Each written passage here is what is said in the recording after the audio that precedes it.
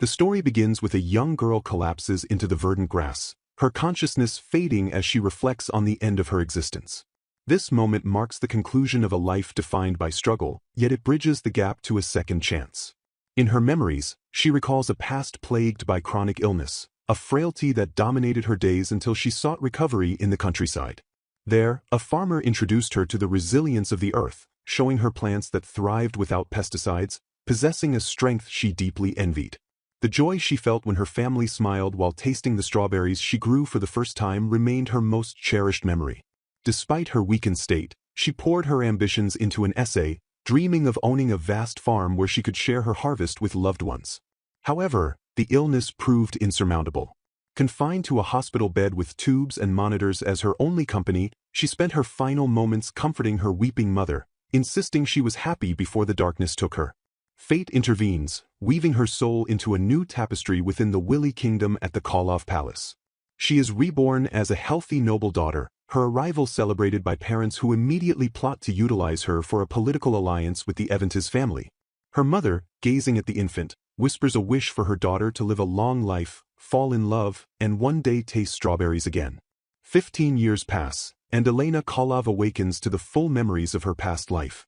With her identity restored, she immediately declares her desire to become a farmer, a dream carried across the boundary of death. However, her reality is dictated by rigid social structures. She is betrothed as the fourth wife to Lord Albert Eventus. During their introduction, Lord Albert dismisses her aspirations with profound arrogance, calling her a fool for suggesting that a noblewoman would engage in agriculture. He views their union strictly as a business transaction to secure trade privileges and commands her to preserve her beauty by avoiding sunlight and dirt.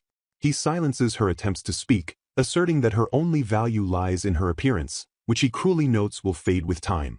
Elena, raised to believe her life belonged to him, feels her heart rebel against this suffocation now that her past memories have resurfaced. Born with a healthy body this time, she refuses to waste it within the confines of a loveless marriage. Seizing a fleeting opportunity while the guards are distracted by guests, she gazes out the window at a farm in the distance and decides to escape. She flees into the woods, but the dense forest quickly disorients her, and she loses her sense of direction, collapsing in exhaustion. A man leading a white horse discovers her prone form in the grass. He inquires about her well-being, his voice gentle. Elena calculates her situation, realizing that revealing her identity would result in her return to the Koloff family. She remains silent, emitting only soft sounds of distress. The man, noticing her hesitation and physical state, assures her that she need not speak if she does not wish to, prioritizing her care over his curiosity. He tends to her bruised hand with care, and when asked where she wishes to go, Elena demands to be taken to a farm, any farm. The stranger, introducing himself as Louis, reveals a coincidental alignment of goals. He is en route to a farm to experiment with imported crops.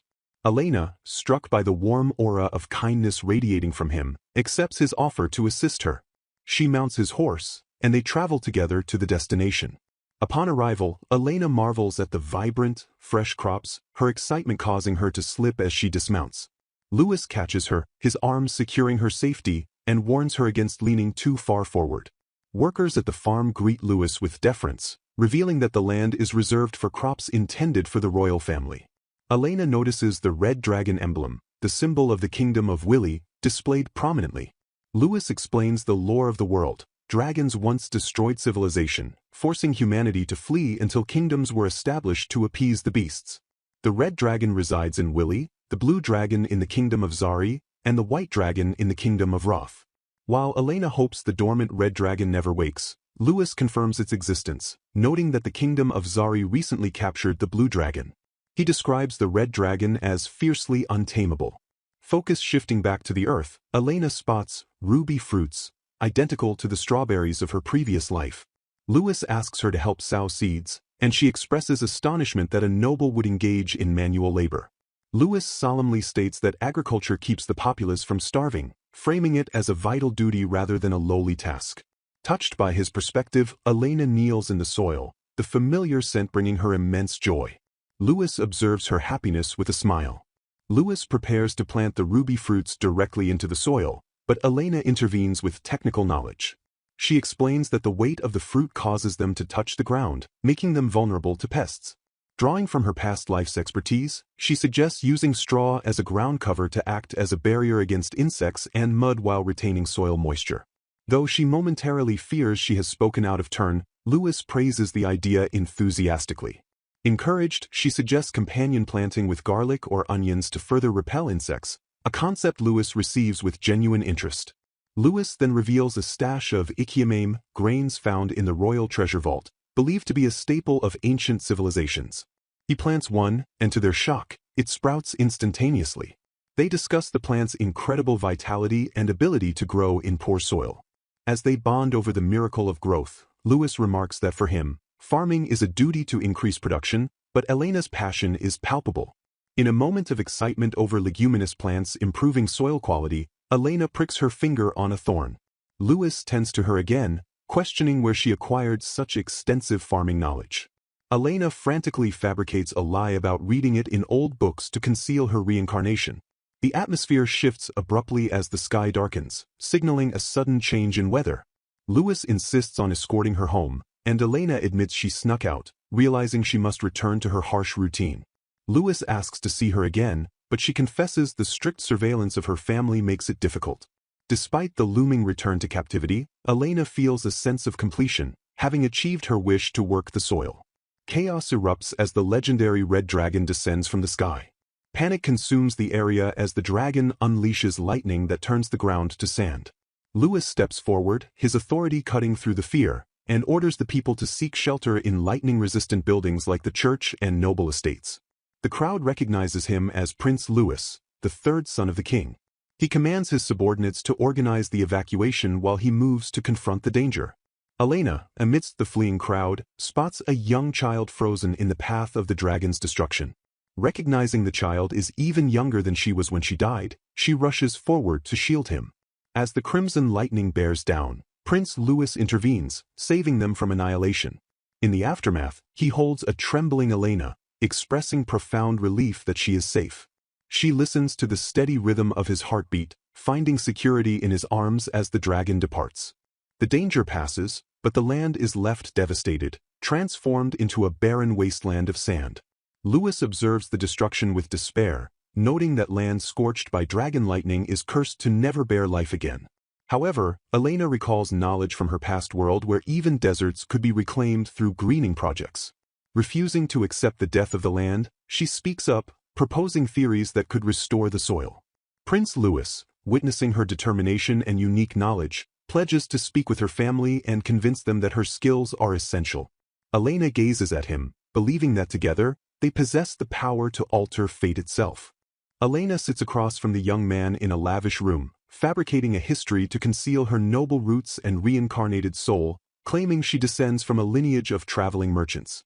The man, Louis, notes the rarity of her surname and resolves to visit her father immediately to secure permission for her assistance in restoring the kingdom's soil. He outlines the devastation plaguing the kingdom of Willy, where the red dragon's attack reduced fertile lands to a barren wasteland where nothing grows. Elena remains composed, though her thoughts betray a lingering awkwardness about her disguise. In the carriage, a realization strikes Elena that the man sitting before her is Prince Louis, a fact she had remained oblivious to until this moment. She connects his royal status to his knowledge of the land's legends, realizing her own father purchased his noble title, leaving her ignorant of such deep lore. Louis questions the discrepancy between her claims of being a merchant and her noble status, but he admits he appreciates her natural, unpretentious demeanor. He points out her odd behavior, noting she never seems nervous despite being perpetually covered in dirt. Elena confirms she lives alone with her father, and Louis pivots the conversation to the technicalities of land restoration. Louis explains his strategy: if they can successfully cultivate crops, it will prove the land remains fertile. He introduces a plant called ikiamame, known for sprouting immediately upon planting, as the key to their experiment. As the carriage travels, a sudden jolt throws Elena off balance, and Louis catches her in his arms, his large hands securing her against the impact. He asks if she is okay, and she confirms she is, though the physical proximity lingers. Outside, the driver shouts at a pedestrian for the sudden stop, but Elena urges them to proceed to the royal palace first, despite Louis having a summons from the king. Upon arrival at the palace, the scene bustles with activity as supplies are transported from royal storage to afflicted areas. A subordinate greets Louis, noting the enormous scale of support coming from the kingdom of Zari, whose flags flutter in the wind. Lewis reveals the king summoned him to ask for his opinion on a proposal from the king of Zari to transform the kingdom of Willy into a trade hub. This plan involves developing the western coast into a port and abandoning agriculture, a move Lewis argues leads to collapse for nations that lose self-sufficiency. Elena proposes a counterplan to revive the land using ikiamin. She suggests a hybrid method, combining sand-based farming with soil improvement by using fabric tubes. These tubes would house crops to produce fertilizer, which would then be mixed with the sand, preventing seeds from blowing away and retaining nutrients. A young man named Samuel volunteers to convey this plan to the king immediately. In a quiet moment amidst the strategizing, Lewis gently wipes dirt from Elena's forehead, flustering her with his intimate gesture. They proceed to Elena's home, where her father, Lord Kolov, storms out in a rage, screaming at her for disappearing and depriving him of sleep. Elena apologizes, admitting she wanted to work in agriculture due to her past life memories, though she keeps the latter part internal. Lord Kolov vehemently rejects this, insisting her duty is to marry, not farm. He orders her confined to her room until marriage, prompting Lewis to intervene forcefully. Lord Kolov initially rebuffs the interference until he recognizes Prince Lewis, at which point his demeanor shifts from fury to shock. Lewis negotiates with the merchant-minded father, placing a monetary value on Elena's work and arguing that keeping her home would be a financial loss. He seals the deal by promising royal guards for her protection, addressing the father's genuine concern for her safety. With the agreement settled, a female guard is appointed to Elena, and furniture arrives for her stay at the restoration site. Lewis announces he must visit the Kingdom of Roth to request supplies, as Willy's forests are burned, and he needs to secure decomposed leaf soil. He emphasizes that cooperation is the fastest path to restoration and departs, leaving Elena to prepare for the planting. As Lewis rides away, Elena feels a sense of unease, sensing something is off balance. She turns her attention to the gathered refugees and farmers, declaring they will work together to improve the soil. However, the crowd is hostile and hopeless, refusing to work on dead land. They reveal a royal decree offering 100,000 live and housing to those who relocate to the port for trade jobs, a generous offer from the king of Zari meant to empty the farmlands. The people distrust Elena and the legend of the land, preferring the immediate financial security of the trade agreement. Elena realizes Lewis went to Roth because he anticipated this betrayal by Zari, understanding that mutual trust is the only prevention against such political maneuvering. Time passes, and Lewis returns to find the area deserted, save for the elderly and sick.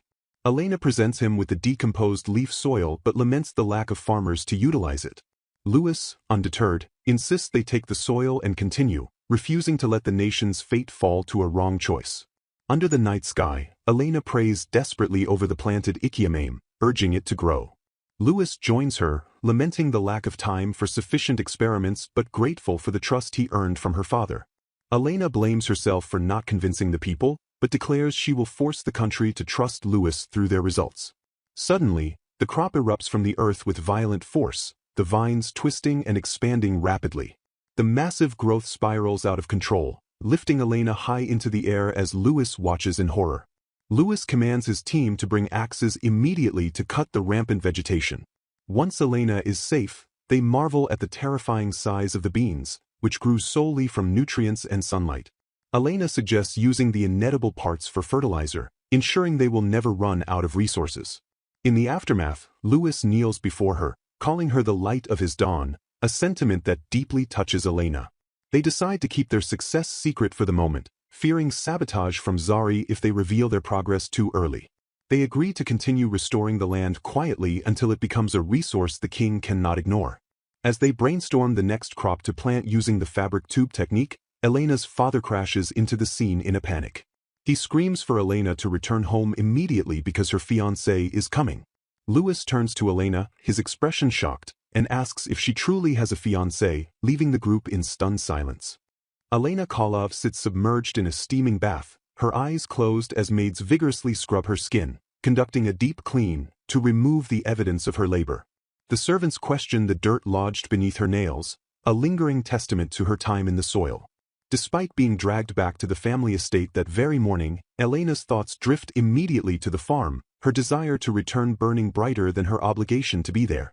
The atmosphere in the dressing room shifts to frantic preparation as the maids dress her in the latest fashion from the kingdom of Zari, a design distinct from the local style, urging her to look her absolute best. The reason for this upheaval is the arrival of Lord Albert Eventis, a noble from the Grand Kingdom of Zari, who has come specifically to see Elena rather than for his usual business dealings with her father. Anxiety tightens Elena's chest as she contemplates her fate. She is set to become the wife of this man, a prospect that fills her with dread. Elena descends the grand staircase and encounters Prince Louis, who stands waiting in the hall. His presence confuses her, but he offers a gentle compliment, telling her she looks stunning, which flusters her and disrupts her gloomy train of thought. However, the mood fractures the moment Lord Albert enters. He welcomes Louis with a veneer of politeness that barely conceals an underlying tension. Louis stares coldly at the visitor, noting that it has been 5 years since they last met. It is revealed that they were classmates when Louis studied in the kingdom of Zari, and their shared history is marred by hostility. Albert immediately displays his arrogance, questioning why Louis is there and practically kicking him aside, a gesture Louis meets with icy disdain, noting that Albert is as rude as ever. The confrontation escalates as Albert turns his attention to Elena. He reveals the grim reality of her engagement. In the kingdom of Zari, polygamy is legal, and Albert already has 3 wives. He callously informs Elena that she will be the 4th wife, placing her in the lowest position within his household, subject to the authority of the wives who married before her. Elena's father, Lord Kolov, beams with misguided gratitude, viewing this degrading arrangement as a blessing for a noble house of common origin to be connected to a high-ranking foreign noble. Louis, unable to contain his disgust, snaps at Albert, calling him a bastard and a fool.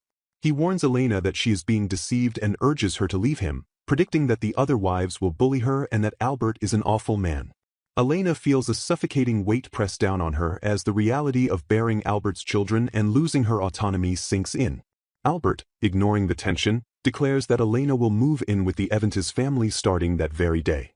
Louis immediately interjects, refusing to let her go, citing the danger of the dragons roaming the country, but in truth, he cannot allow her to leave because she is critical to the farmland rehabilitation project. Albert dismisses Louis's protests, asserting that no royal of this country has the right to order him around. Desperate, Elena attempts to advocate for herself.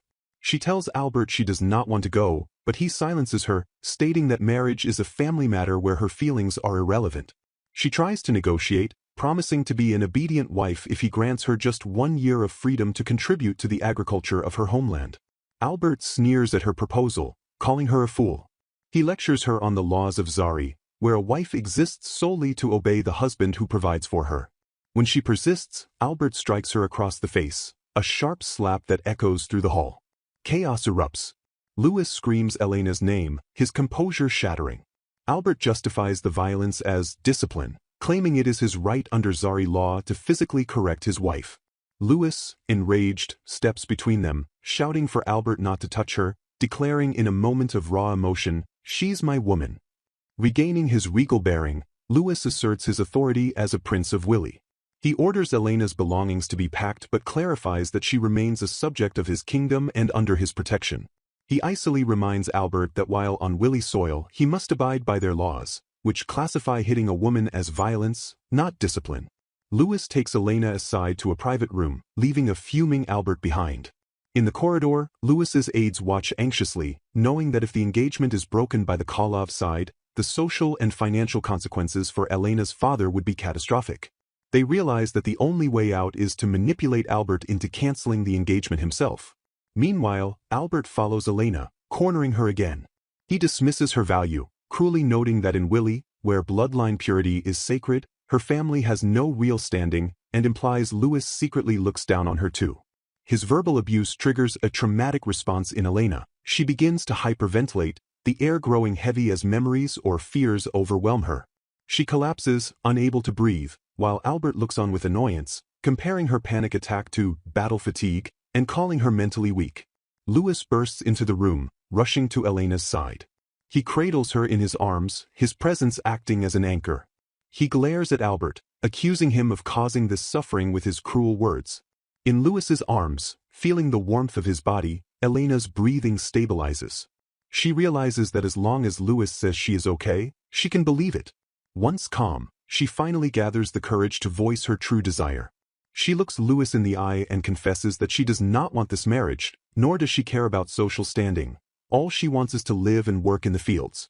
Albert storms back in, demanding Elena return to him. Louis stands, shielding Elena, and enacts a desperate plan. He whispers to Elena that this is the only solution to cancel the engagement and asks her to close her eyes if she agrees. Trusting him completely, she complies. Louis pulls her close and kisses her deeply in front of Albert and her father. The room freezes. Louis breaks the kiss and turns to Albert, coolly stating that Albert was careless in watching her, implying a pre-existing intimacy between himself and Elena. He claims she has been with him ever since the dragon appeared, a lie that her father cannot refute without exposing his own negligence. Louis then delivers the final blow.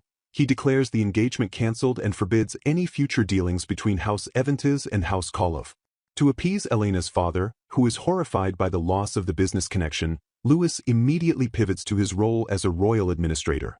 He offers Lord Koloff a massive contract, stating he needs large quantities of fabric to use in pipe production.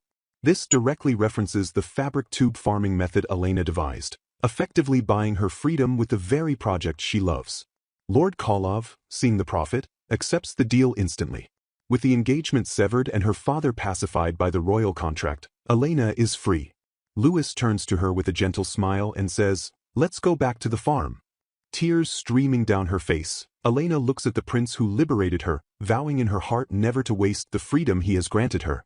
Elena Koloff stands amidst the rows of soil, swinging her hoe with the vigor of a woman unchained. At 15 years old, she revels in the physical exertion, her mind chanting the mantra of her new reality. She is finally free from her fiancé and completely liberated. She plunges the tool into the earth, the sound of zaku-zaku filling the air as she handles compost with an enthusiasm that borders on heroic, a fact that draws a bewildered comment from a nearby observer questioning if she is truly a heroine or something else entirely. Prince Louis arrives, his greeting cutting through her concentration. Elena beams, returning the good morning with a radiant smile that belies the dirt smudged on her cheek. He offers to accompany her to water the plants, a gesture she accepts with flushed cheeks and visible pleasure. As they work, a sudden splash disrupts the tranquility. Elena slips, her bucket overturning as she tumbles into the mud.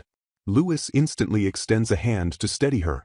The moment her skin grazes his, a jolt of memory courses through her, the recollection of the first time regarding their agreement, sending her mind into a spiral of embarrassment. She recalls Louis declaring her his beloved and taking responsibility for breaking the engagement, though he clarifies now that he acted impulsively that day and apologizes. He insists it was merely an agreement, nothing more, a statement that lands with a complex weight in Elena's heart. Flustered by the proximity and the memory of the ruse that feels confusingly real, Elena panics. She interprets his knowledge of her thoughts as him knowing she was thinking about the kiss, and in a flurry of mortification, she bolts, declaring she is about to collapse and needs to calm down immediately. She flees, unable to even look at his face. Meanwhile, Louis's aides, Owen and his dark-haired companion, observe the chaotic interaction. They deduce that Elena has not rejected Louis but rather has not yet realized his true feelings. Owen confronts Louis, questioning his reckless conclusion that Elena isn't a suitable match due to lineage. Owen argues that the atmosphere between them suggests reciprocation, but Louis remains cautious, fearing that a clumsy break of the engagement could provoke retaliation from the powerful Eventis family. Louis confesses that his intelligence seems to plummet when it comes to Elena, but he affirms his love for her, stating that as long as she is happy, the path she chooses does not matter.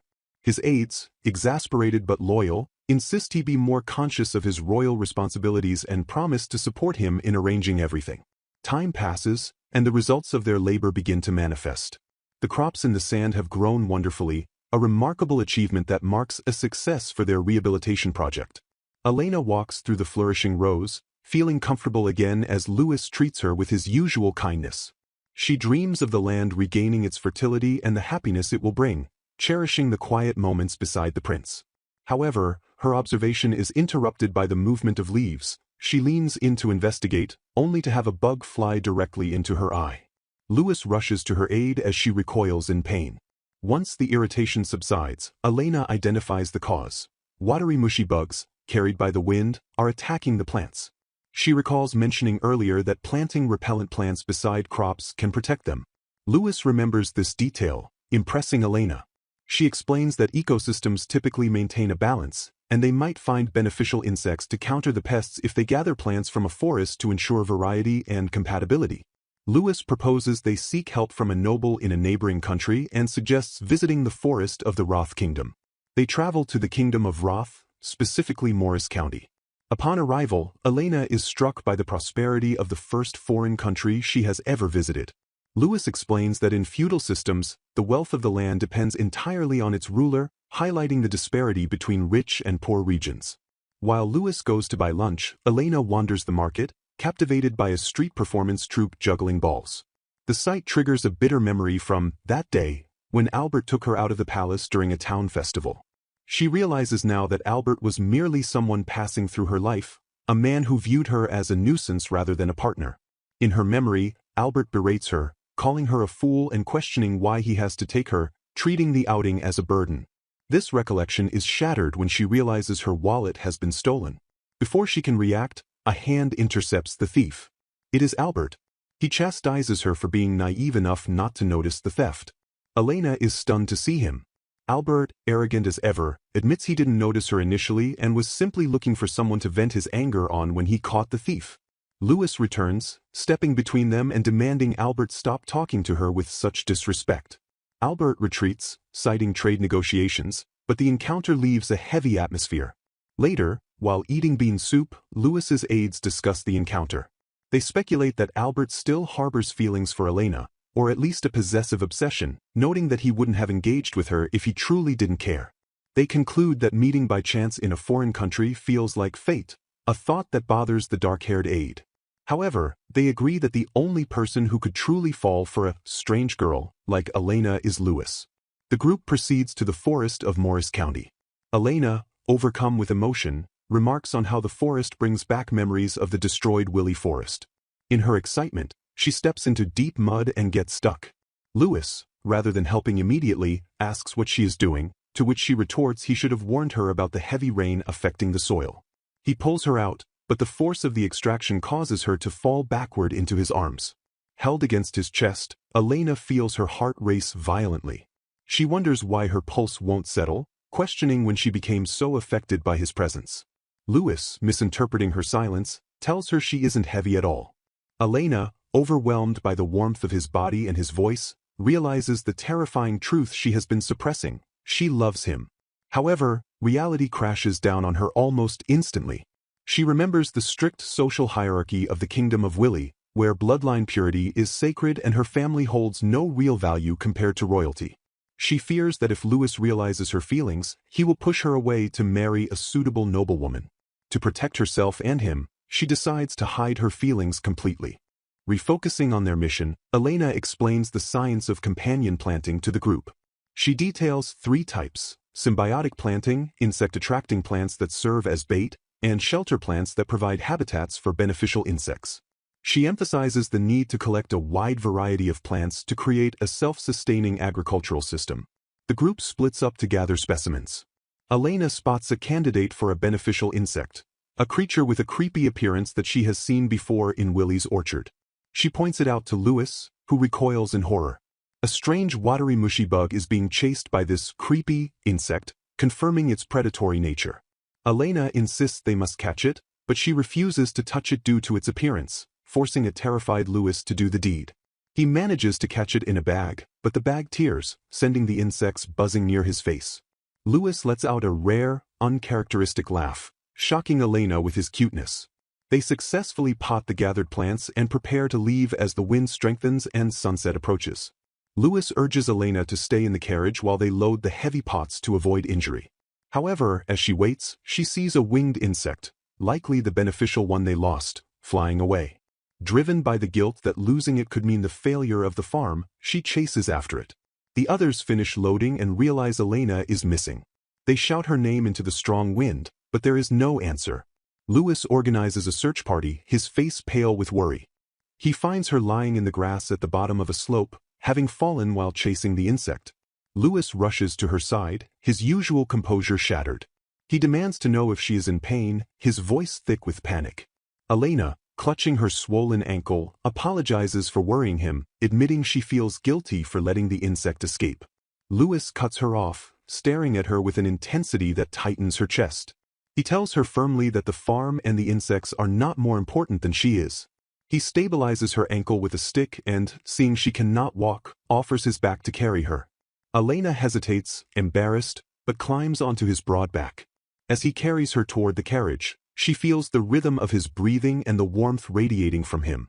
The physical contact reinforces her earlier realization, but she steels herself again, reminding herself that she must hide these emotions to remain by his side as a useful ally rather than a burdensome lover. They return to the waiting group. Lewis's aides are relieved to see them, though they note the intimate atmosphere. Lewis carefully helps Elena into the carriage. As their hands brush, they share a lingering look, a silent acknowledgement of the bond that has deepened between them, unspoken words hanging heavy in the air. Elena vows silently to never waste the freedom he has given her, her heart swelling with a mixture of love and determination. The volume concludes with this promise, setting the stage for their continued struggle to restore the land and navigate the complexities of their hearts. In the bright, open expanse of the farmland, Princess Elena oversees the crucial task of mixing compost into the earth, her enthusiasm undeterred by the pungent aroma that assaults the senses of those around her. While her companions recoil from the smell, Elena cheerfully explains that the odor serves as a temporary marker of the compost's potency, promising that it will vanish completely once the mixture fully matures. True to her knowledge, the air soon clears, leaving the organic compost ready and odorless, marking another small victory in her reclamation efforts. However, the tranquility shatters when Elena traverses the flat ground. Her foot slips on an unseen hazard, sending her pitching backward. Lord Lewis reacts with lightning reflexes, catching her before she impacts the hard soil, but the cause of her fall demands immediate scrutiny.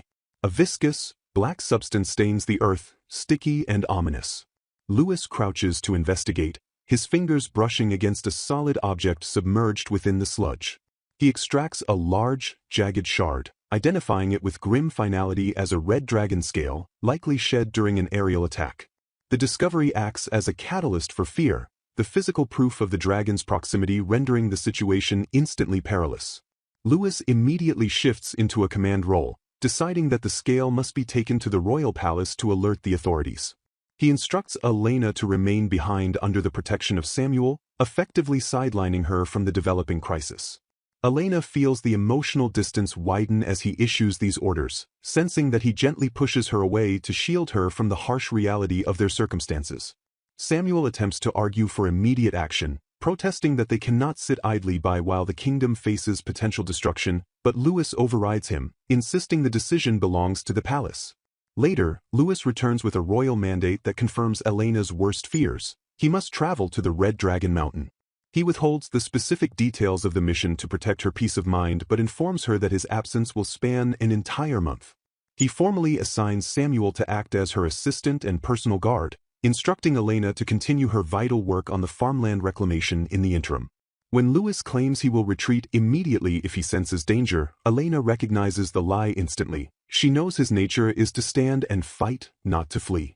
Cold sweat breaks across her skin as the weight of his potential sacrifice settles upon her. Under the veil of night, Elena confronts Lewis before his departure, her intuition screaming that a terrible fate awaits him. Lewis dismisses her dread as a byproduct of her traumatic memories regarding dragons, trying to rationalize her fear away. He pledges to do everything in his power to return safely, but Elena's plea for him to stay hangs heavy in the air between them. They embrace in the darkness, and Elena weeps, her resolve crumbling momentarily against his chest. Yet, as the initial wave of grief subsides, she composes herself, realizing that she must become a pillar of strength to earn the kingdom's trust and support Lewis's efforts. She vows internally to cease being a burden and to become a partner he can rely upon. Before they part, Lewis alludes to a significant truth he wishes to share with her, asking her to wait for his return so he can finally speak his mind. They exchange solemn promises, she to protect the land and he to return, before he rides out at dawn. Time stretches painfully as Elena immerses herself in the land reclamation project. The promised month bleeds into 3, with no word from the capital and no sign of Lewis. Samuel breaks the silence, voicing the dark possibility that implies a catastrophe has occurred, noting that Lewis holds his promises as sacred and would not delay without dire cause. Despite the gnawing uncertainty, Elena maintains a fortress of optimism, refusing to entertain the thought of his demise. Her dedication yields a miraculous breakthrough. She discovers a specific plant capable of repelling the invasive water-emoshi insects, effectively clearing the field of the pests. The victory sparks a desperate desire to share the news with Lewis, reinforcing her belief that he will return to witness her success.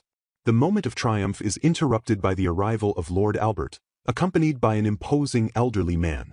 Albert scrutinizes the thriving crops, astutely observing that the plants do not draw nourishment directly from the soil, a detail that betrays the unnatural method of their cultivation. The older man marvels that the land, once scorched by the red dragon, now teems with life. However, Albert's presence brings a threat rather than praise. He warns Elena that if the kingdom of Zari discovers the secret of the farmland's revival, they will move to destroy it entirely. Albert demands a private audience with Elena, a command that Samuel instinctively moves to block. Elena, sensing a complexity in Albert that contradicts his abrasive reputation, orders Samuel to stand down but remain within visual range. As Samuel retreats, the elderly companion, revealed to be General Victor Ascoli, intercepts him. Victor recognizes Samuel as a bodyguard of the Evandis family and chides him for his curiosity, hinting at a deeper game being played. Alone with Albert, Elena pierces through the layers of deception that have defined their relationship. She confronts him with her realization. The betrayal she witnessed in the past was a fabrication, a calculated move by Lewis to dissolve their engagement, with Albert playing the villain. Albert admits to the ruse, expressing a deep-seated loathing for Lewis's manipulative strategies. He then shifts the conversation, asking Elena if she has ever considered starting her life over, a question that baffles her given their contentious history. While Elena grapples with Albert's question, General Victor illuminates the truth to Samuel. He reveals that Albert has harbored a deep love for Elena for years. However, the cultural norms of Zari dictate that a man who drowns in emotion for a woman is weak and looked down upon, forcing Albert to bury his affection behind a mask of cold indifference. Albert's previous marriages were political arrangements void of feeling, executed solely for his family's benefit. Back in the field, General Victor hands Albert a prepared script, urging the young master to finally break his silence. Albert reads from the paper, his delivery stiff but the words laden with confession. He apologizes for his past behavior, explaining that he treated her strictly to prevent others from realizing she was his weakness and hurting her. He confesses that he has loved her since the moment they met. He recounts defying his father to take her to a festival, an act of devotion that resulted in him being physically beaten upon his return. Albert outlines his grand gesture. He has constructed a spacious home in the countryside, complete with a vast farm where she can pursue her agricultural passions without restriction. He offers her sanctuary there, a place where she can live freely. General Victor interrupts the recitation, shouting at Albert to abandon the script and speak with his own voice. Pushed to his emotional limit, Albert grabs Elena's hand, his composure shattering. He yells about the house and the farm he built for her, desperate for her to understand the depth of his commitment. In a final, explosive release of years of suppressed emotion, he screams a proposal of marriage, leaving Elena completely thunderstruck. The sudden, explosive proposal from Lord Albert hangs in the air, a desperate shout that leaves Elena paralyzed with shock. However, her confusion quickly solidifies into a gentle but firm rejection. She confesses that her heart belongs irrevocably to Lord Lewis. Albert, his expression hardening into a mask of grim resignation, attempts to shatter her resolve by delivering a crushing truth. Lord Lewis is presumed dead, having disappeared into the Red Dragon Mountain, a fact corroborated even by the intelligence networks of the Kingdom of Zari. He suggests that her father, convinced of Lewis's demise, revealed the farm's location to arrange this new union. General Victor Ascoli, Albert's grandfather and a man etched with the hardness of war, steps forward to reinforce this bleak reality. He dismisses Elena's denial, asserting that Lewis has likely been dead for a long time. Elena, fueled by a mixture of grief and defiance, challenges the legendary general, demanding to know how he can be so certain when he himself captured the Blue Dragon. Victor's response is cold and mathematical. His entire army was sacrificed to capture the lesser Blue Dragon, and the Red Dragon is a catastrophe of an entirely different magnitude. Survival is a statistical impossibility. He brutally reminds her that even if Lewis were alive, a royal would not marry a noble in name only, attempting to sever her hope with social pragmatism. Elena absorbs these blows but remains standing. She declares that even if her love is one-sided and doomed to be unrequited, she cannot fathom marrying another. She finds her happiness not in status, but in the soil she cultivates and the work she loves. Victor dismisses her as eccentric, predicting she will break within months, but Albert, seeing the steel in her spine, realizes the futility of his pursuit. He agrees to retreat, promising to keep the secret of the farm to prevent tensions between the kingdoms of Willy and Zari, effectively shielding her sanctuary from political exploitation. As Albert departs, he admits to himself that he regrets not voicing his own feelings sooner, a mirror to the tragedy he believes has befallen Louis. With the interlopers gone, Elena and Samuel return to the earth, their grief channeled into labor. Elena clings to the belief that restoring the land was Louis's dream, and she will honor it until the end. Their dedication yields a sudden, miraculous result.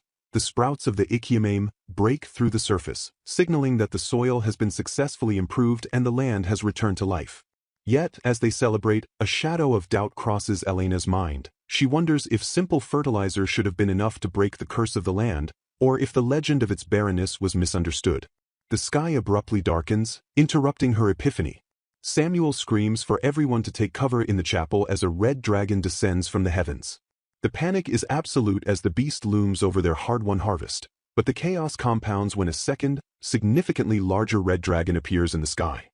The sheer scale of the second beast dwarfs the first, creating a scene of confused terror as the two monsters dominate the horizon. In the midst of fistraconic standoff, a familiar figure rides into the fray. Lord Louis, alive and commanding, rallies the evacuation. Elena rushes to him, colliding with him in a tearful embrace, the reality of his survival washing away months of dread. But there is no time for sentiment. Louis reveals the shocking truth behind the attack. The smaller red dragon currently threatening them is a fraud. It is a white dragon, painted red by the Kingdom of Roth to stage a false flag attack on the Kingdom of Willy. Louis and his team discovered the deception when they found white scales coated in a blood-like substance on the farm. The narrative shifts to reveal the political machinations. The Kingdom of Roth intended to use this disguised dragon to weaken Willy and incite a war. However, Louis's expedition to the dragon's lair took an unexpected turn. Instead of merely gathering evidence, they encountered the real red dragon. Upon learning that its territory was being trespassed upon by an impostor, the great red dragon flew into a rage and decided to accompany Louis to purge the intruder personally. The confrontation in the sky is brief and decisive. The great red dragon asserts its dominance. Terrified by the mere presence of the true apex predator, the impostor white dragon retreats. The red dragon speaks to the humans, clarifying that its intervention was not an act of alliance, but a defense of its own territory before returning to the mountains.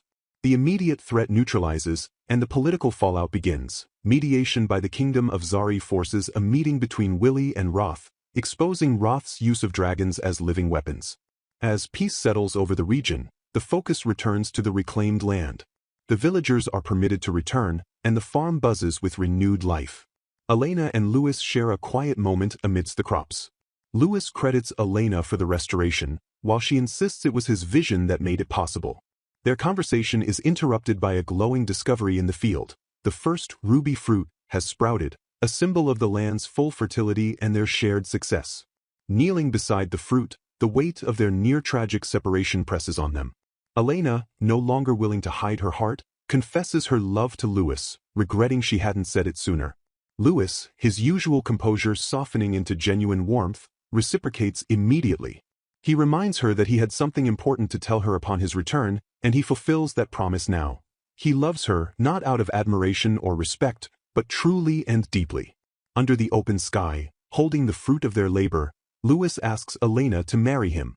Flustered and overjoyed, Elena accepts, sealing their union and marking the beginning of a future built on the land they saved together. At Koloff Palace in the Kingdom of Willy, Elena returns home, greeting her father who embraces her warmly and remarks on her radiant appearance. Outside, handmaidens spot the arrival, realizing Lady Elena has returned to collect fabrics for the farm at Lord Louis's request. As the maids bustle with excitement, Prince Louis approaches them with a cheerful greeting. The handmaidens marvel that the prince acknowledges everyone, even the gardener and themselves, defying strict class distinctions. They whisper among themselves, questioning if he truly intends to marry Elena despite her status, while others admire his amazing character. A worker informs the Highness that the requested goods await collection nearby. Isabel snaps at her peers with a sharp tone, drawing a rebuke from another maid. The group watches in shock as Lady Elena attempts to carry heavy rolls of fabric herself, a display of strength they find improper for a noblewoman. The burden proves too great, causing Elena to stumble backward and cry out as she loses her balance. Prince Louis moves with lightning speed, catching both the falling fabric rolls and Elena in his arms before they hit the ground. Elena flushes and thanks him, though he insists on assisting her further.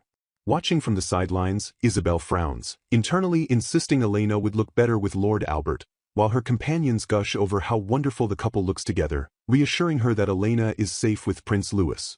The maids erupt into an argument. One defends Zari men, dismissing a past incident as a love tap due to cultural differences, while another vehemently argues that Albert hit Elena. The accuser claims Isabel is biased because she hails from Zari, but Isabel interrupts, revealing that Lord Albert once spoke to her when she was a child. Isabel recalls a memory where Albert asked Elena if she ever felt bored confined within the palace, a concept Elena had never considered. Isabel reflects on Albert's anonymous generosity, noting how he sent the latest dresses, toys, and dolls every month without ever revealing his name. Returning to the present, she scrutinizes Elena's repetitive, soiled dress and questions what Prince Louis has actually given her compared to Albert's lavish gifts. Elena interrupts their thoughts by presenting a basket of glistening, jewel-like strawberries she planted herself, offering them to Clara, Alice, and Isabel. The maids taste the fruit and exclaim over its delicious flavor, stunned that Lady Elena performed the manual labor herself. When the maids protest that serving her is their duty, Elena explains she wanted to make them happy because they always take care of her. Elena beams, thanking them for their constant support, leaving the maids blushing and emotional. As Elena prepares to depart, the maids encourage her to keep up the good work on the farm and stay careful. Elena bids them farewell, intending to return to the farm immediately. Louis extends his hand to help her into the carriage, gazing at her with deep affection. Isabel watches the carriage depart, realizing that perhaps the true gift Louis gave Elena is her smile.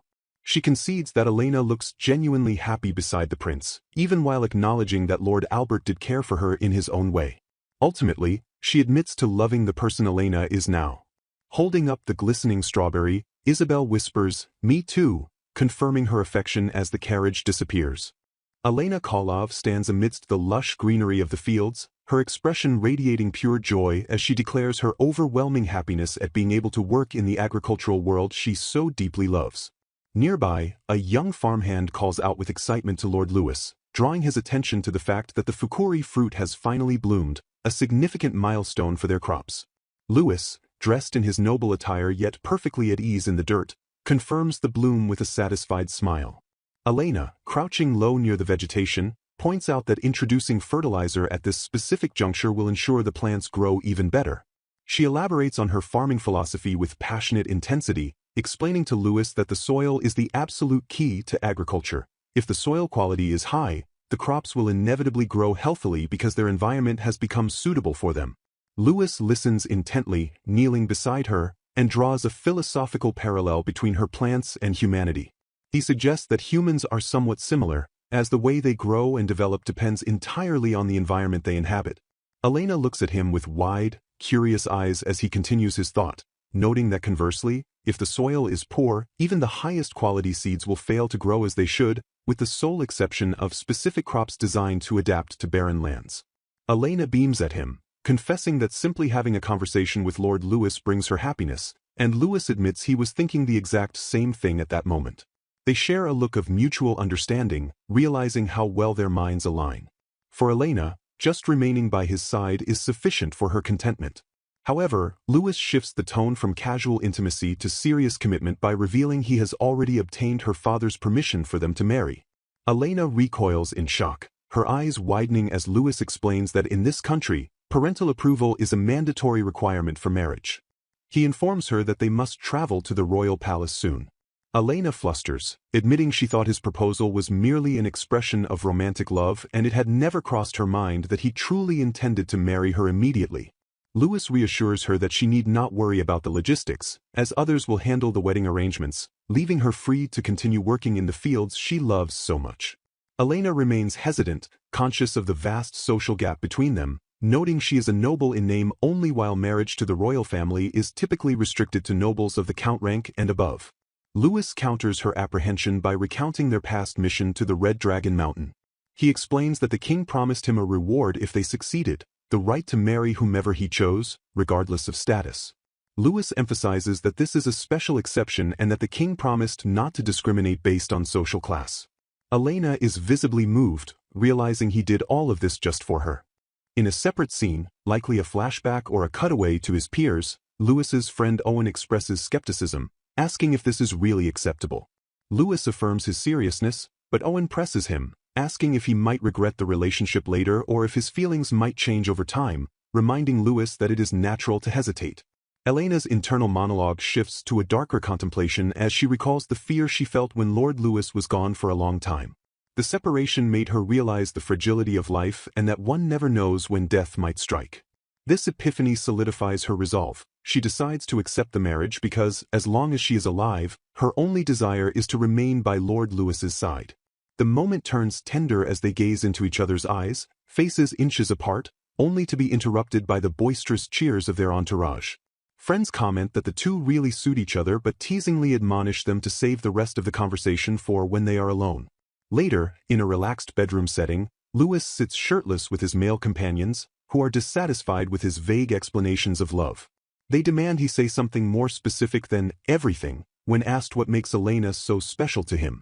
One companion criticizes Lewis's lack of ambition, pointing out that as the third prince, he could have married a foreign princess to vie for the throne. Lewis dismisses this shallowness, explaining his true feelings. Elena is special because no matter how much she is covered in mud, she always shines.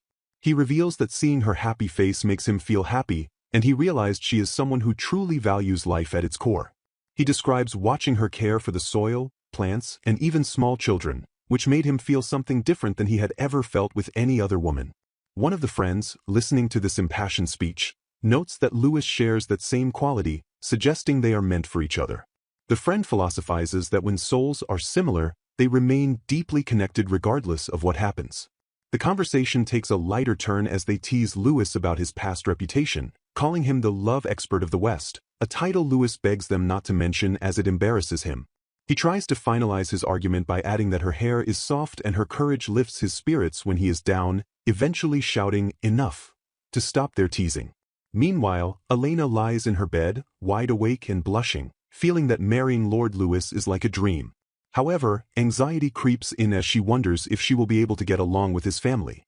Motivated by this fear, she decides she wants to learn more about his world. The next scene finds her buried in books provided by Owen, declaring that while she will be Lewis's wife, her lack of knowledge about the country feels unacceptable to her. Lewis discovers her studying astronomy and gently chides her not to overwork herself, as she already has enough to do with farming. Elena insists she is learning because she wants to, holding up a book about stars and seasons. Lewis smiles and suggests a more practical approach, taking the book outside to look for stars and constellations together that very night.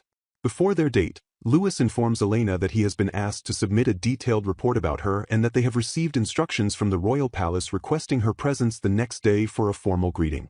Elena is startled by the suddenness but vows to do her best to get along with his family. She takes the opportunity to ask Lewis personal questions about his family structure, noting that her own family consists only of her and her father. Lewis explains the royal family tree: King Bernard, Queen Mary, his eldest brother Ernest, his middle brother Leo, himself, and finally his younger sister Sophia. Sensing a hesitation in Lewis's voice, Elena suggests they bring vegetables from the farm as a gift for the palace. Lewis agrees, noting it would be a great opportunity to showcase the value of Elena's land reclamation efforts. They agree to harvest together the next morning to ensure freshness. However, Elena's internal monologue reveals she sensed Lewis was about to say something else and stopped, leaving her to wonder if his family does not welcome her. Under the night sky, the couple stands together, looking up. Elena, sensing the unspoken tension from earlier, encourages Lewis to speak his mind if he has something to say.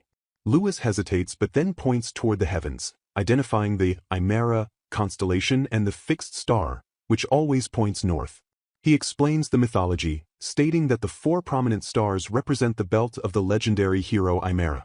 Elena observes the stars, noting that while she does not see the same constellations she once knew, they still feel strangely familiar to her. The sky is beautiful and radiant, and Elena expresses her happiness at seeing it with him. Yet, a sense of foreboding grips Elena. She feels a fragility in the moment, as if it could disappear at any second. Overcome by this strange feeling and a desire to break the tension, she shouts out that she truly appreciates him and wants him to always smile. Louis is taken aback by her sudden outburst. Elena presses on, telling him that all day she felt he was acting a little different and implores him to talk to her if something is on his mind. She assures him that no matter what it is, she will accept it. Louis finally relents, his expression somber. He reveals the complex and painful truth of his lineage. His older brothers and he are children of the previous queen, while his younger sister is the daughter of the current queen. He clarifies that the current queen is not his mother. He then issues a stern warning to Elena. She must keep her distance from his family, especially his father and his second brother. He explains that they hold a grudge against him that could unintentionally harm her. The source of this resentment is the tragedy of his birth. His mother passed away while giving birth to him, and his family has held that against him since childhood. He confesses to always feeling excluded, and warns her that if anyone in the palace says something cruel to her, she must understand it is not directed at her, but is a reflection of their hatred toward him. He quotes the hateful words he has lived with, "It would have been better if you had died instead of her." Elena is horrified by this revelation, realizing he has been carrying this heavy burden all this time while maintaining a smile. Tears stream down her face as she fiercely rejects the family's misplaced resentment. She grabs Louis, looking him in the eyes, and declares that a child born into this world is not to blame for their fate and that he must never say he is the reason for the tragedy. She cries for the unbearable sorrow he must have endured alone. In a moment of intense emotional connection, she vows that she will not let this hurt him anymore. Through her tears, she offers gratitude to his late mother, thanking her that Lord Louis was born. Louis, moved by her fierce love and defense of his existence, embraces her tightly, burying his face in her shoulder. He pledges that, in return, he will be the one to protect her. Under the vast, starlit canopy of the night sky, Elena Kolov embraces Lord Louis, her arms wrapping securely around his trembling shoulders. Acknowledging the weight of his vulnerability, she vows internally to protect him, her resolve hardening as she feels the tremors of his suppressed emotion. She senses the onset of her own tears but stifles them, thanking him softly for his trust. She worries that if she weeps, it might cause distress to her people, adhering to the rigid expectation that the royal family of the Willy Kingdom must never display such fragility as crying. Louis, pulling back slightly to gaze at her, grants her permission to release her emotions, assuring her that it is acceptable to cry if she desires. He suggests they cool her flushed face, offering a distraction from the heavy atmosphere. Louis gently wipes her face, noting with relief that the swelling from her tears will not be visible. He expresses gratitude that she cried in his stead, apologizing for the burden he placed upon her. Elena, observing him, questions the fairness of a world where Lord Louis cannot shed tears even when his soul demands it. A memory from her past life surfaces. She recalls how her mother would hold her hand whenever she cried, a gesture that brought her immense peace and allowed her to sleep. Motivated by this memory, Elena turns to Louis with a bright, innocent beam and asks if he would like to sleep with her tonight. She enthusiastically adds that her bed is quite large. Louis freezes, his face flushing as he stammers, asking if she truly comprehends the implications of a man and a woman sharing a bed. Elena, realizing the misunderstanding, flails in a panic, clarifying that she merely thought it would be comforting to sleep while holding hands. Louis chuckles, covering his mouth to hide his amusement, and calls her really cute, which only flusters Elena further. The mood softens into intimacy. Louis confesses that he is glad she is by his side. Elena replies that alleviating even a fraction of his burden is sufficient reward for her. Louis counters that her presence renders all his worries insignificant. He agrees to her proposal, suggesting they hold hands and sleep, promising he will not attempt anything she does not desire. As they drift off, Elena notes the comforting warmth radiating from him. The following morning brings a scene of pastoral industry. Louis sits amidst the greenery, meticulously wrapping fresh vegetables in paper. Elena discovers him, demanding to know what he is doing, as he was absent from his bed when she awoke. He explains that he placed a damp cloth on the cut ends of the vegetables to maintain freshness, fashioning them into a presentation that resembles a bouquet of flowers. He intends to present these crops as a gift to the royal palace. Louis's friends and retainers observe the couple. Louis mischievously reveals to them that he spent the night in Elena's room, causing a scandalized uproar among his companions. One friend berates him, shouting that premarital relationships are forbidden for a prince. Louis calmly clarifies that nothing happened and that he merely talked to Elena about his family, leaving his friends exasperated but relieved that he kept his promise. Later, inside the carriage bound for the palace, Louis asks Elena if the situation was difficult for her. Elena admits that she feels her love for him has deepened. Upon arrival at the palace, Elena's nerves begin to fray. Louis entrusts the situation to her while he goes to deliver the vegetable gifts. Elena soon stands before Crown Prince Ernest, a man with a severe demeanor. He greets them formally, noting they look well.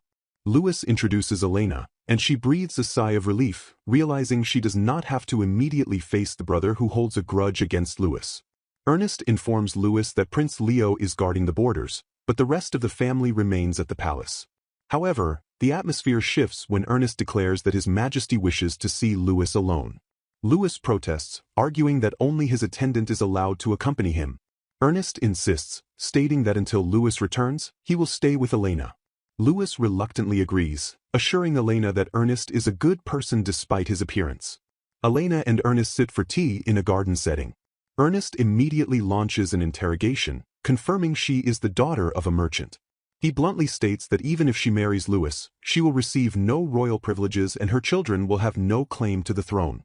Elena accepts this condition instantly and without hesitation, relieved that the topic is something manageable rather than a political trap. She clarifies that she has no objections, as her only desire is to live a simple life with the one she loves.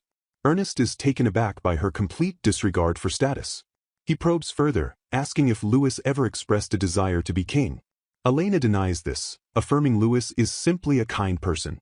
Ernest softens, revealing his harsh words were merely a test to ensure she was not a woman chasing wealth or power. He expresses relief that Louis has someone who truly cares for him. However, he advises Elena to mask her emotions, warning that a naive-looking wife could damage Louis's reputation. Elena, realizing the family was never kind to Louis, silently vows to make up for that lack of affection. Emboldened, Elena asks Ernest to help improve Louis's relationship with his family. She suggests that if the main cause of their pain, the blame for the previous queen's death, could be addressed, things might change. Ernest dismisses her as naive. He explains that while the king and Prince Leo directed their anger at Louis, the resentment runs deeper than just the mother's death. He notes that the king remarried and moved past his grief, yet his treatment of Louis remained cold. Ernest admits that even he does not know the real reason, as the king never gave him an answer.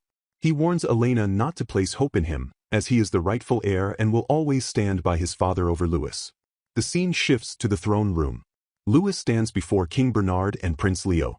Louis reminds the king of the promise that he could choose his own partner without discrimination based on lineage. The king, looking down with arrogance, retorts that the woman Louis chose comes from humble origins. He lectures Louis that as a royal, his marriage must serve the kingdom. The king declares that nobles are chosen by gods to rule, while commoners are lazy and ordinary, and thus they cannot be equals. When Louis presses him on the promise, the king feigns ignorance, claiming he does not remember making such a vow. Leo chimes in, backing his father's lie. The king sneers that it is natural for advisors to lie to protect their lord's interests, and he generously forgives the deception. Louis explodes in anger, calling his father a liar. He screams, asking if a father really needs a written contract for his own son. The king, unmoved, points out that Louis left a huge loophole by lacking an official document. He coldly terminates the discussion and orders them to leave. Louis exits the throne room, his face pale and his composure shattered. His companions rush to him, asking if he is all right. One notes that pushing the king further would have been dangerous. Louis admits he was too focused on suppressing his anger to notice, but recalls that the king seemed genuinely upset by his question. He turns to Elena and delivers the devastating news. The king broke his promise, and the marriage has been cancelled. Louis berates himself for being a fool to trust the king. He expresses disgust at the court and the king, realizing he was blind to the truth. He laments that he kept clinging to the idea of family despite being pushed away repeatedly. He reveals the king was never a father to him, but merely someone who used him for dangerous missions and exploited the peasants during his absence. Elena, consumed by indignation on his behalf, declares she will confront the king. Louis stops her, warning that speaking out will change nothing and could lead to an accusation of treason. He pulls her aside to speak alone. He reflects on her strength, remembering how she used to pick up insects with her bare hands, contrasting it with her childhood vulnerability when she used to cry. He finds her transformation into someone strong for the sake of love to be wonderful. Louis apologizes for giving her false hope. Elena interrupts, insisting he should not apologize, as the fault lies with the one who broke the promise, not him.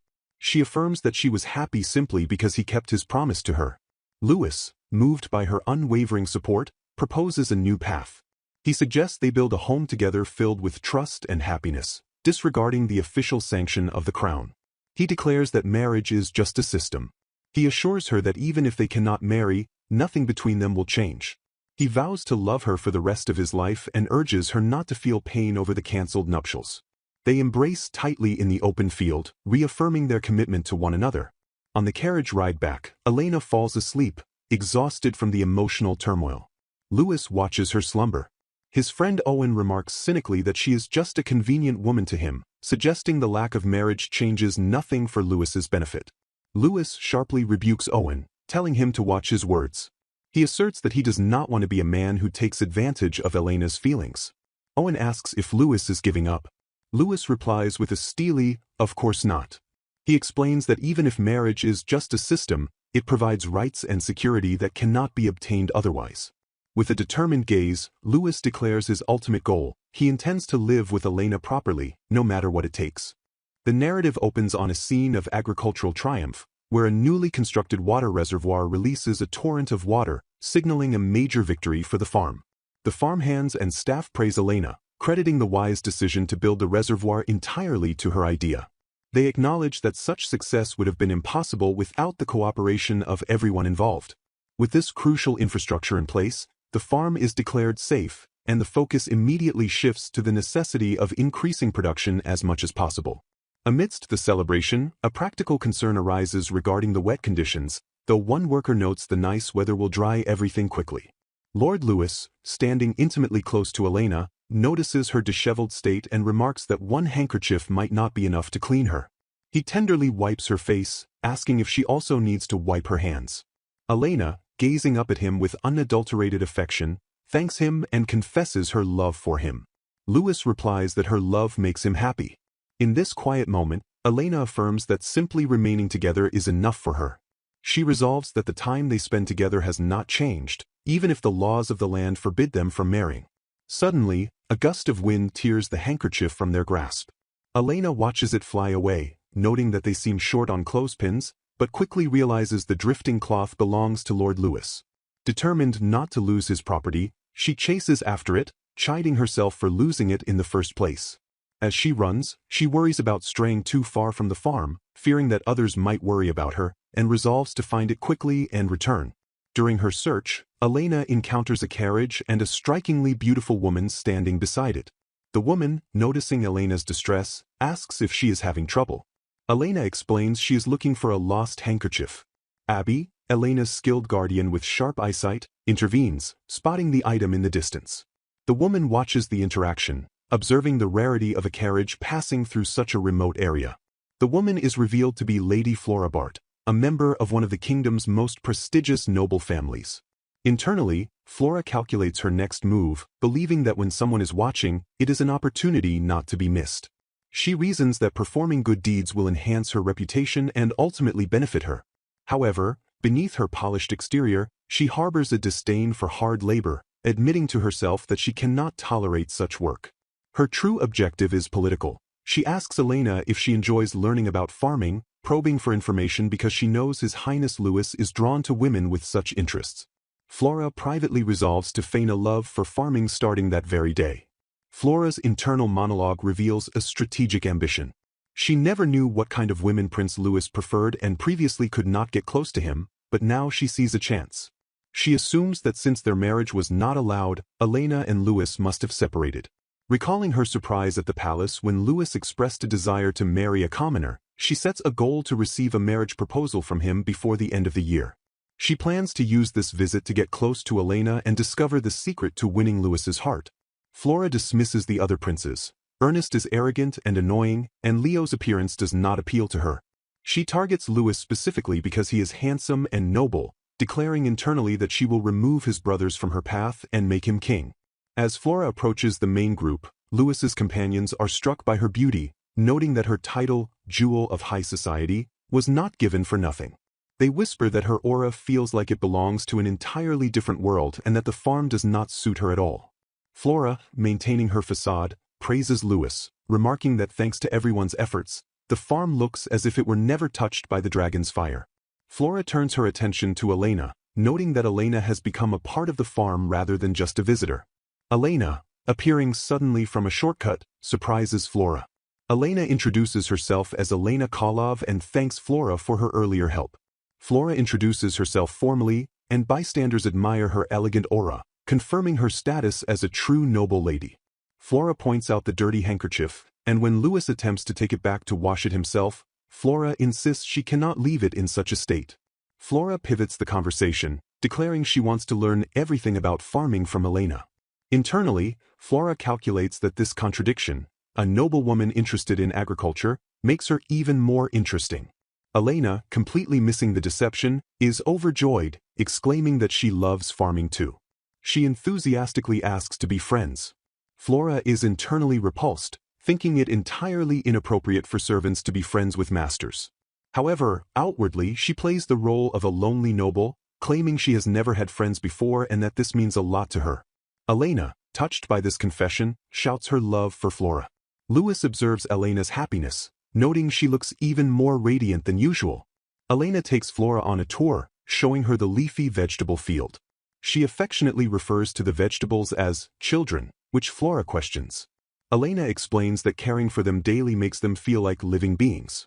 When Elena attempts to harvest a plant, her sickle gets stuck. Flora, watching Elena struggle, feels insulted that a farm girl is treating her so casually.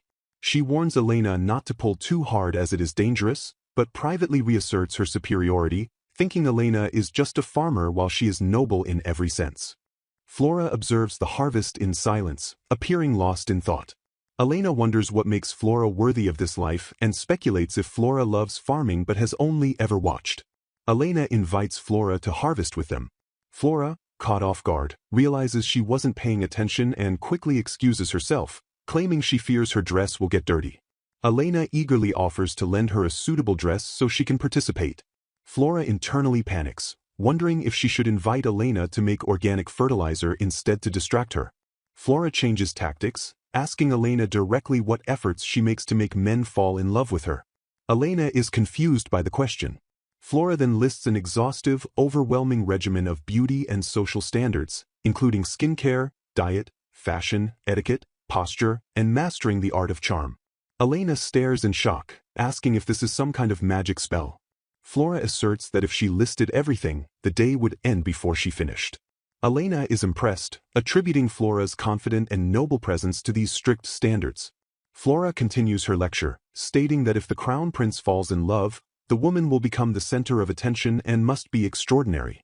Elena misunderstands, thinking Flora is referring to Crown Prince Ernest, and excitedly calls them a perfect match. Flora blushes and corrects her, clarifying she means Lord Lewis. She asks Elena directly what she did to win Lewis's heart. Elena realizes Flora is trying to figure out how to gain Lewis's attention. She mentions that Lewis previously said he would approve of her marriage, implying a past tense or a theoretical scenario. Flora snaps, shouting that no one acknowledges their relationship and that it is absolutely impossible for Elena to marry Lewis. She demands Elena stop her foolish delusions. Elena somberly admits she knows marriage is just a legal system and thought she had accepted that their relationship wouldn't change regardless. However, tears begin to stream down her face, surprising her. She explains through her tears that her feelings haven't changed, but she didn't want Lewis to feel pain from his cold family. She tells Flora she is counting on her to make it up to him. Despite this, she vows to love Lewis for a lifetime. She explains she wanted to give Lewis a family that embraces him and acknowledges their love. Witnessing Elena's raw emotion, Flora backs down, apologizing for speaking harshly to someone who has endured so much. She proposes a solution, finding a noble from another country who would be more accepting of lineage matters to be Lewis's partner. Elena clarifies she hasn't broken up with Lewis. Flora suggests helping Elena relocate, arguing that seeing Lewis every day after separating must be difficult. Elena admits she hasn't sorted out her feelings but agrees that if she becomes an obstacle in Lewis's path, she will step aside. Flora presses further, asking if Elena would accept being a mistress, calling it disgraceful. Flora insists Louis will eventually marry a suitable partner. Elena responds that she will cherish every moment with Louis for as long as she can, acknowledging that happiness may not last forever. She asserts that Louis gave her meaningful work, and even if she ends up alone, she will live a life full of achievements. Flora, unable to break Elena's resolve, abruptly calls for a break. Elena stands covered in dirt, looking bewildered. Flora walks away with her companion, her internal monologue revealing her true, malicious intent. She believes the situation is a scandal waiting to explode and that everyone will eventually point fingers at Elena in scorn. Flora convinces herself she is acting out of goodwill for their own good. She vows to ensure they separate completely, disgusted by the boldness of a commoner girl. Under the bright, expansive sky of the farm, a basket of freshly baked bread draws the attention of the workers and nobility alike. The loaves, unique in their vibrant hues, owe their coloration to a paste crafted from a blend of root vegetables, a culinary innovation that alters both taste and appearance depending on the specific mixture used. The farmhands and guests partake in the meal, enjoying the savory combination of the vegetable paste and the warm bread. Sitting amidst the rustic barrels used as makeshift tables, Lady Flora Bart smiles radiantly, her demeanor projecting an air of diligence and kindness that captivates Elena Kolov. Elena, enchanted by Flora's apparent warmth, believes she has finally forged a genuine friendship, noting Flora's wonderful and kind-hearted nature. However, the tranquility of the meal fractures when Lord Louis leans in close to Elena, his gaze piercing through her composure. He observes the redness rimming her eyes and questions her well-being with intense scrutiny. Elena attempts to deflect his concern, claiming she is fine, but eventually concedes that she had cried a little earlier. Nearby, Flora observes this interaction, her expression shifting from benevolent to calculating as she converses with her maid. Flora devises a strategy to separate the lovers, reasoning that ending their relationship is the only proper course of action for a prince and a commoner, and she decides to offer the Bart family estate as a wedge to drive them apart. She convinces herself that she views Elena like a little sister and is acting in everyone's best interest. Seizing the initiative, Flora proposes that Elena visit the Bart family's vast farm, suggesting that studying there could be instrumental in developing agriculture for the entire country. Elena's eyes light up at the prospect of contributing to the nation's development, and she enthusiastically accepts the invitation. Flora swiftly solidifies the plan, offering a 2-night, 3-day stay and revealing that she has already secured permission from His Highness Louis. She insists on departing the very next day, leaving Elena no time to hesitate as she whisks her away to pack. Later, Flora visits Louis in his quarters, feigning concern. She reports that Elena had been crying, her eyes swollen from tears, a fact she attributes to Elena's hidden distress.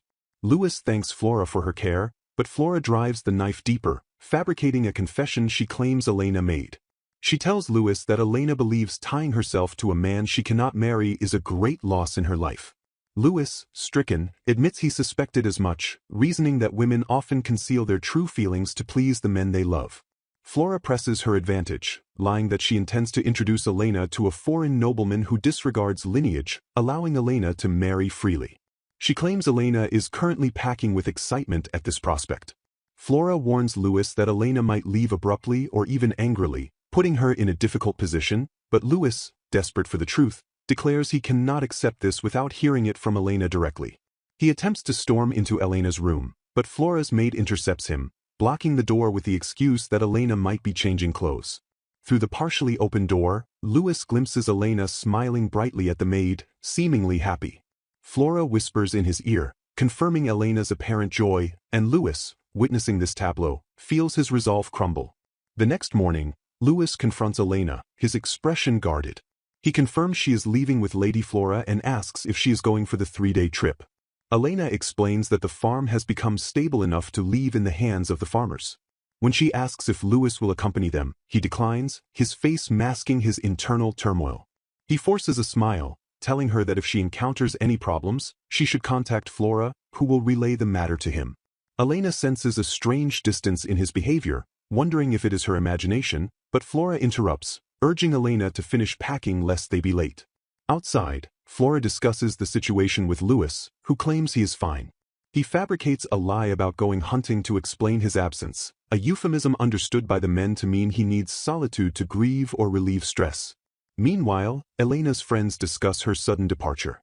They reveal that Elena had seriously studied the laws and regulations of the country, looking for a legal precedent to marry Louis, but realized that changing the law would require a bloody coup involving the death of the king and high-ranking nobles. A female companion remarks that Elena made the right decision, as a relationship without the prospect of marriage is futile. As Elena prepares to board the carriage, Flora delivers the final blow. She reveals that it was Louis who suggested taking Elena away, not for a short visit, but to ensure she never returns. Flora lies smoothly, claiming Louis wants to break up to protect his reputation and that continuing the relationship harms him. She twists Louis's kindness into a weapon, stating that he treats Elena gently because he still loves her but knows he must end it to move forward. Elena, devastated, internalizes this logic, believing that finding a marriageable woman would indeed be better for Louis. She resolves to end it, thinking she finally understands his wishes. Flora reassures her that the Bart family will ensure her happiness, privately mocking Elena's naivety. That night, Louis stands alone, resolving that a clean break before she leaves is the kindest path, allowing her to search for new love without hesitation. Elena, unable to sleep, wanders the grounds and spots him. She approaches, intending to return his handkerchief. Louis, holding a lantern against the darkness, asks why she is awake. Elena hands him the cloth, thanking him for lending it to her. Louis suggests they walk together for their last night. He refuses to take the handkerchief back, telling her to keep it or throw it away, but Elena clutches it, vowing to treasure it for life. Overwhelmed with emotion, Elena pledges to do her best at Flora's farm to be useful to the country.